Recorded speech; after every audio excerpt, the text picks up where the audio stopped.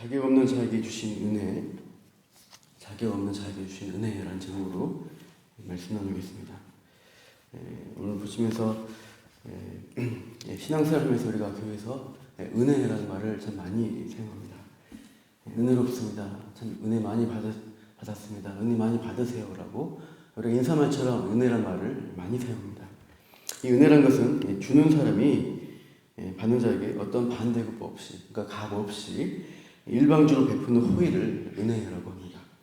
무조건적으로 베풀어진 혜택이 은혜인 것이죠. 그래서 은혜를 많이 받았다는 것은 그 베풀어진 은혜로 상당히 큰 혜택을 받았을 때, 혜택 받은 자가 그 사실을 잘 알 때 그 은혜의 크기와 가치를 인정하고 은혜 많이 받았다 이렇게 고백할 수가 있습니다. 다들 그러시지만 우리가 과거에 많은 일들을 지나온 일들을 이제 경험해 왔지만 상당수는 잊어버리고 이제 살아가는데 종종 기억나고 특별히 생각난 때가 어떤 사건이나 사람들이 있습니다. 우리가 은혜를 크게 입었을 때 그 사건이나 어떤 사람들을 기억하게 되죠. 최근 저에게 종종 떠오르는 과거 생각이 있었는데 사이다 한 캔이 떠올랐습니다. 칠성 사이다였던 것으로 기억나는데 군대 생각하다가 이등병 때 그 사이다 한 캔을 마셨던 일이 기억났어요.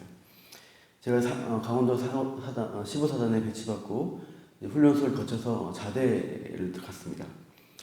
이등병으로 이제 GOP 철책선 지킨 부대에 갔는데 아무것도 모르고 또 아무 사람도 모르잖아요. 하늘 같은 고참들만 있는 거기에 갔습니다. 군대 처음 가면은 이등병은 이제 아기 취급을 받습니다. 어린 아기 취급받아서 혼자서 아무것도 할 수가 없게 되어 있어요.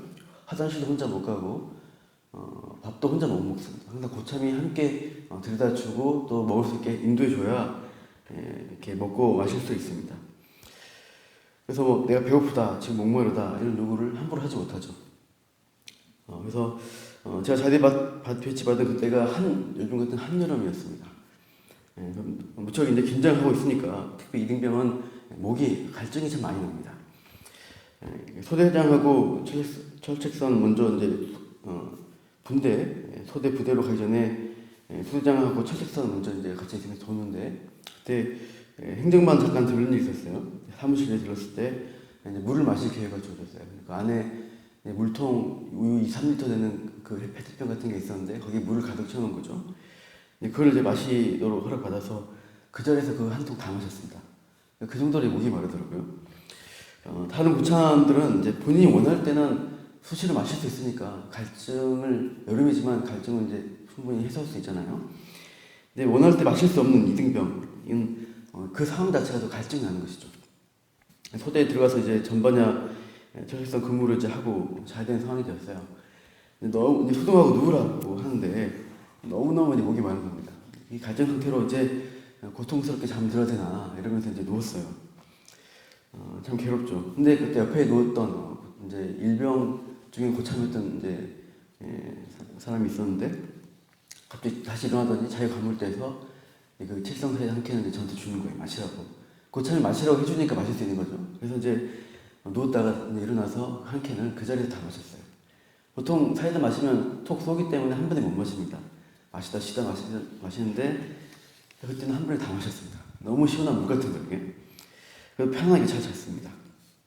그러니까 그때 제 상황이 목말라 죽을 것 같은 그런 고통 가운데 이렇게 잠들 수 있겠나 하면서 이제 누웠을 때 주어진 사이다 한 캔은 저에게 큰 은혜였죠.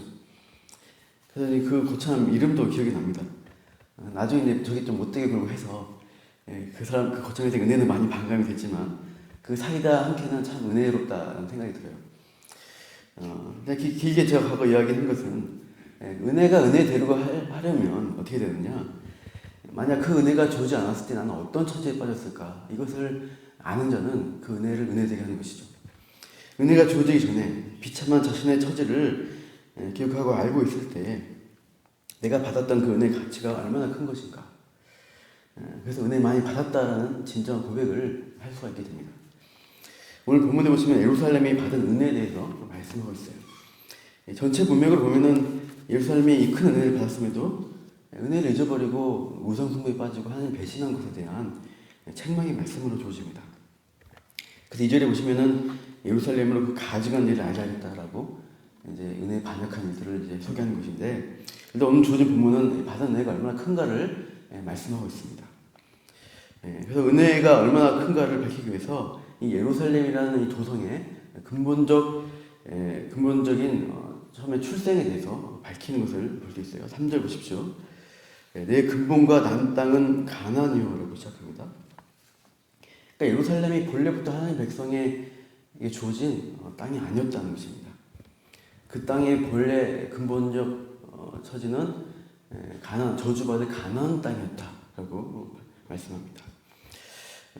그래서 그게 원래 예루살렘의 위치였다.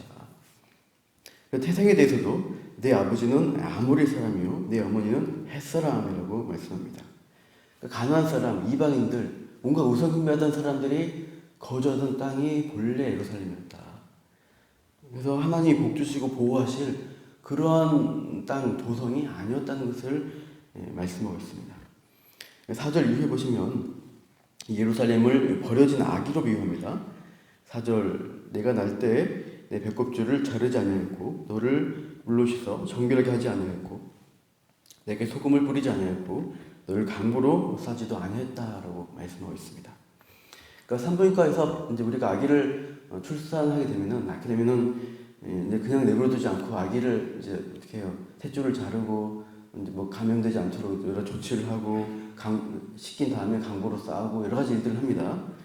그러니까 아기가 생명을 유지할 수 있도록 보호하는 안전하게 하는 여러 가지 조치들을 이제 부모가 하는 것이죠. 그래서 아기의 생명을 이제 이어가고 또 잘 자랄 수 있도록 조치를 하는데 그런 보살핌 받지 못하는 버려진 아기가 원래 예루살렘이었다는 것입니다. 5절에 보시면 아무도 너를 돌보아 이 중에 한 가지라도 내게 행하여 너를 불쌍히 여긴 자가 없었다는 것이죠. 그래서 그냥 천하게 여겨져서 버려진 게 너였다. 6절 보시면 그런데 피투성이 이 모습의 아기를 보고 그러니까 피투성이로 그냥 버려진 채로 죽을 것 같은 그 아기의 모습을 지나가시던 나그네 그러니까 하나님이시죠. 하나님이 보시고 뭐라 하세요? 살아있어라. 피투성이야. 살아있어라. 이렇게 관심을 보여주십니다. 그러니까 이제 보호하심에 대한 관심을 가지고 계신 것이죠. 그래서 7절 이후 이제 이 예루살렘이 사실 땅이지만 이제 여자 아기로 또 자라는 것으로 비유됩니다. 심히 이제 여자의 모습으로 처녀의 모습으로 자라게 되는 것입니다. 그리고 8절 보시니까 사랑할 만한 나이가 되었구나 하면서 어떻게 하세요? 내 옷으로 너를 덮어 벌거벗은 것을 가리고 내게 맹세하였고 언약하여 너를 내게 속하게 하였느니라. 결혼 서약을 한 것입니다. 결혼 아내로 맞아주셔서 이렇게 언약을 맺으신 것 해서 지위를 하나님의 소속으로 지위를 주신 것으로 또 말씀하고 있습니다. 9절 이후에는 쭉 아름답게 아무것도 없던 벌거숭이였던 그 처녀를 아내로 삼아서 이렇게 여러 가지 아름다운 것으로 옷 입히는 것들을 보여주십니다. 그래서 예루살렘이 이제 하나님 백성이 거주함으로써 뭐 성전이 세워지고 하나님 나라 백성의 모습을 갖추어가고 많은 사람들이 거주하게 되고 그러한 도성의 모습으로 갖춰진 것을 이렇게 여자를 꾸미는 것으로 쭉 묘사하고 있습니다. 13절 마지막 보시면은 이렇게 극히 곱게 또 형통하게 해서 왕후의 지위, 하나님의 아내의 지위로 하나님이 올리셨다라고 말씀하고 있습니다. 그래서 화려하고 명성이 이방 중에 퍼졌다. 그래서 온전한 화려함으로 꾸미셨다라는 그 은혜 받은 것들을 장면을 이렇게 묘사하고 있습니다. 그래서 예루살렘이 원래 하나님 받은 은혜를 알려고 한다면 원래 자신의 처지가 얼마나 비참했는가. 그냥 버려진 도성이었고 이방인 우상숭배 가운데 심판받아 멸망받을 수밖에 없는, 죽을 수밖에 없는 그러한 처지에 있었던 근본이었다는 것을 말씀하고 있는 것이죠. 그것을 안다면은 큰 은혜 받은 것을 알고 더욱더 남편 되신 하나님께 충성하고 그 언약에 충실하게 살아가는 것이 마땅한 바입니다. 오늘 우리가 살아가면서 내가 은혜 받은 자로서 살아가고 있는가? 은혜 받았다라고 인사만 하는 것이 아니라 내가 받은 은혜가 실제로 어떠한 것인가를 우리가 기억할 필요가 있습니다. 우리가 하나님이 우리를 찾아오시지 않고 은혜 주시지 않으셨으면 우리는 어떻게 되었을까? 어떻게 살고 있을까? 또 우리의 앞으로의 미래는 어떻게 될 것인가에 대한 참으로 두려움이 있어야 하는 것이죠. 죽을 수밖에 없는 그 본질상 죄인, 진노의 자식이고 죄인이었던 우리를 하나님이 불러주시고 구원해주시고 또 천국이라는 소망을 우리에게 허락해 주셨습니다. 너무나 큰 은혜입니다.